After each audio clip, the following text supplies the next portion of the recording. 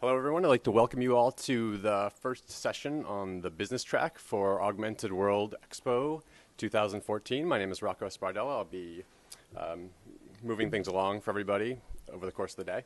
So we're a little bit late, so I'm just going to jump right into the first speaker. We have Bruno Uzzan from Total Immersion. He's the founder there, and I will give the floor to him now.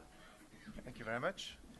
Hi, everybody. So first of all, thanks a lot, Ori, for inviting me one more time. It's my fifth participation in a row, so it was always a pleasure to be here for AWE. So a quick intro on Total Immersion for those who don't know who we are.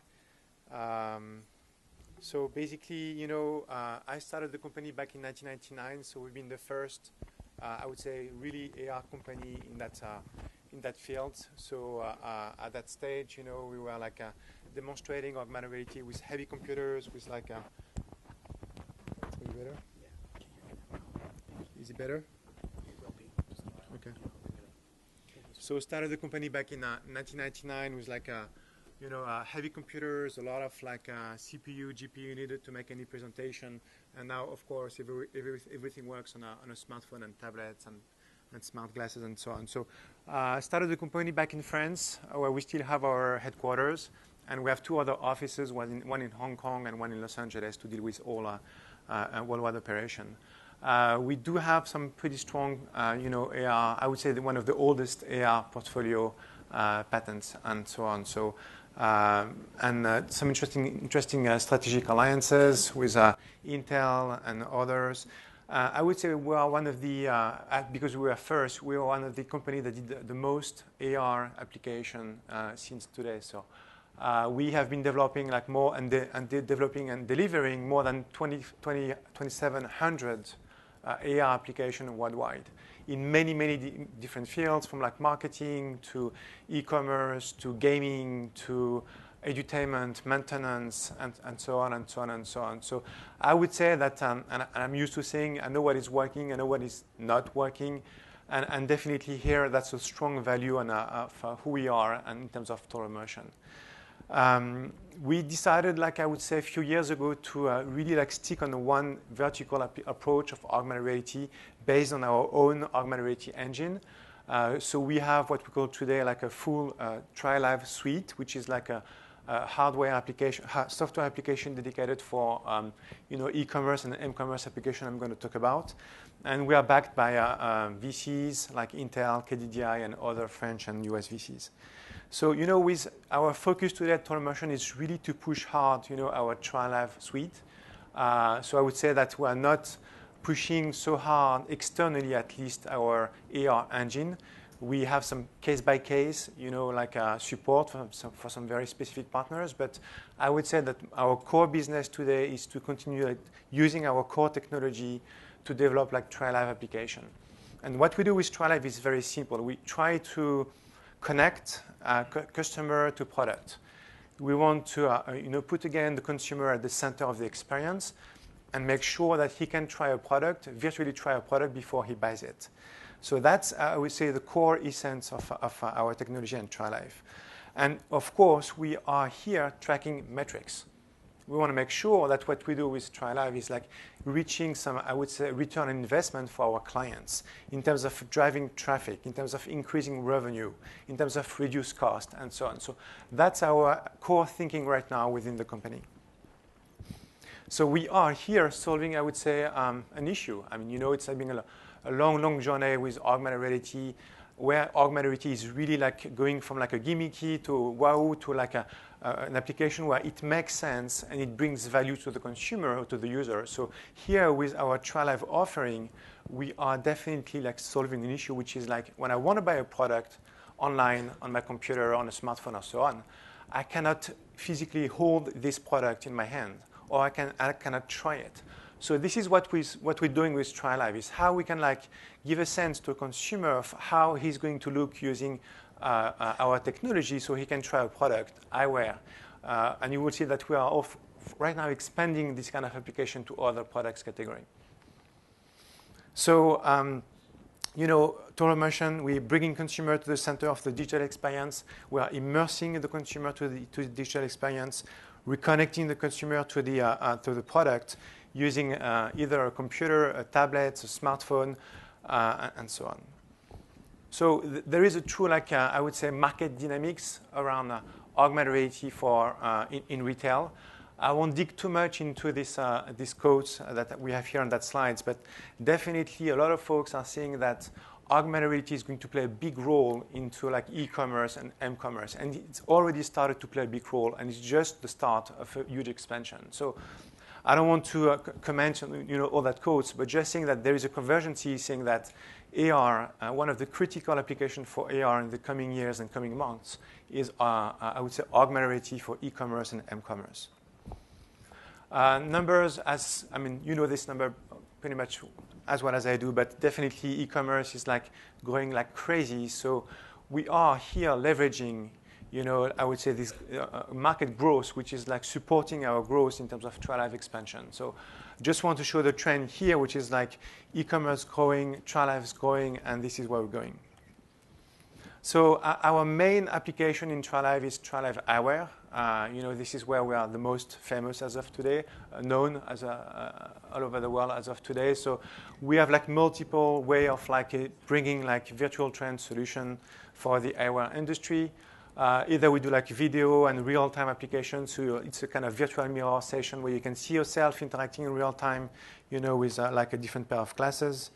We have some video mode, we have some photo mode, and so on.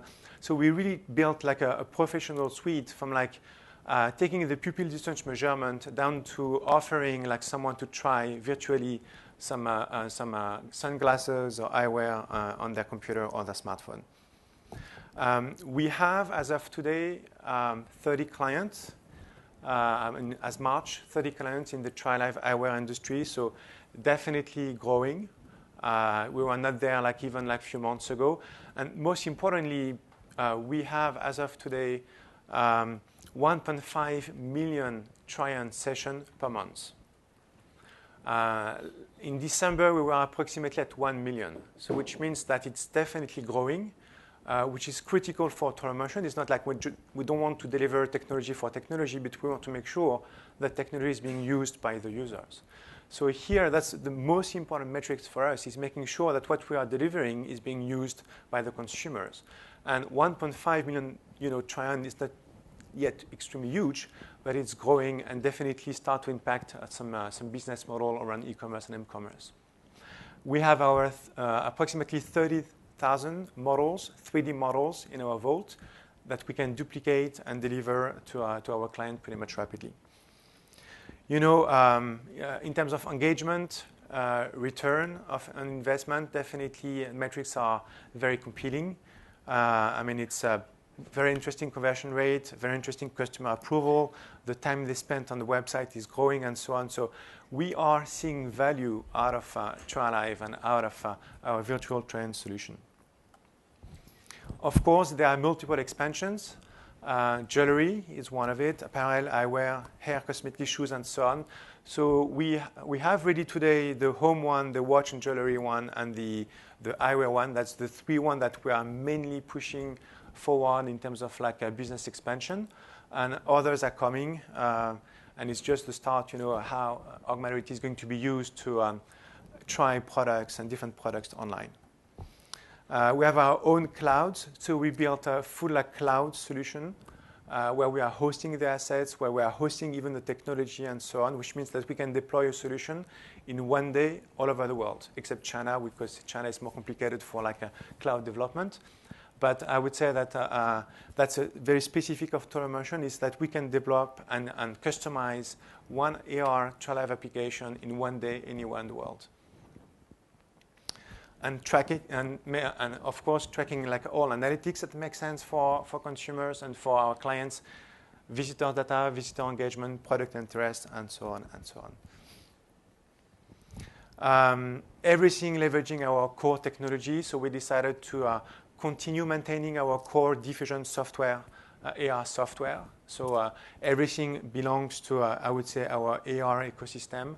We're still maintaining and evolving, our diffusion software SDK, so we can support our partners and support TryLive expansions. So our value proposition is like win new business, engage customer, boost conversion, reduce return rates. And I would say that we have like other technology coming up, like some new face tracking technology coming up, such as face shape detection and so on. So definitely, we're trying to better understand the consumer behaviors and the consumer physics, so we can better learn and then better return information to our client. And last slide here, and I would like just to spend a few seconds on that one, is for the first time in 15 years of history of Immersion, we start having some recurring and repeat business. It has always been very complicated for any AR company since we started that business to have repeat business and to have new and stop chasing after new business. So for the first time, we have clients that are buying and buying more, and recurrent business starts to be a significant part of our general revenue. So it shows that this market is maturing, and that tool is not, I would say, a gimmick anymore, but that's a real a business tool using by our client. So it was quick. We had just 10, 15 minutes. I don't know if we take a question right now or later. We can do questions now while he's setting up for the next one. Okay, sure. We're running low on time. Do you have an app now? So question now, if someone has some questions.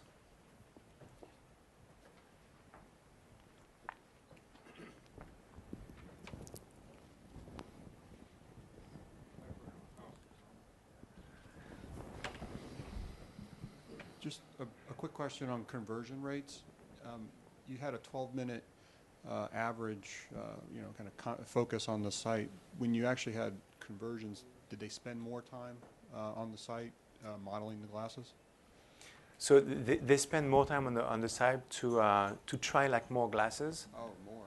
Yeah. So I would say in one consumer session, in average, they try between 4 and 5 different models. So which explains, I would say, the 12 minutes time spent on the website per user, on average. Yeah. I have a question.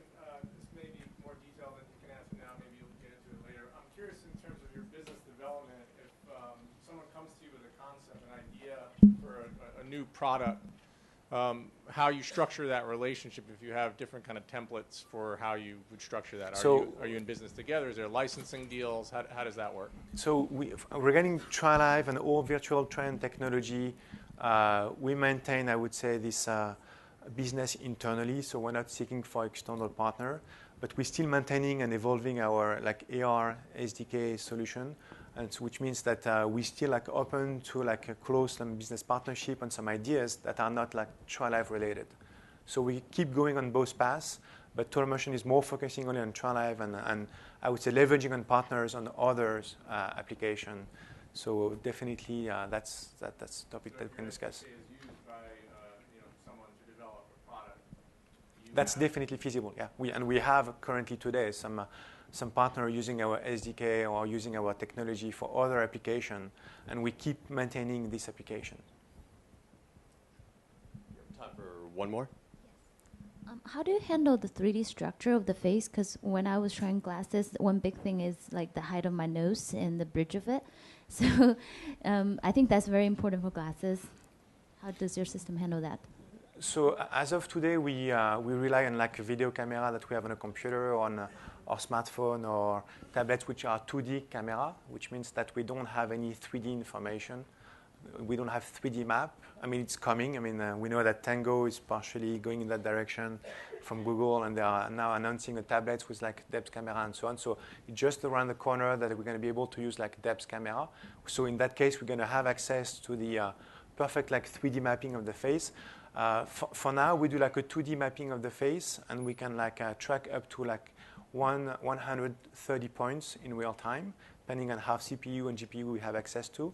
So which means that it starts to be good enough so we can recreate a kind of 2D, 3D map. But indeed, we are waiting for the depth camera sensor so we can expand this 3D depth camera to its ultimate 3D information. Thank you very much, Bruno.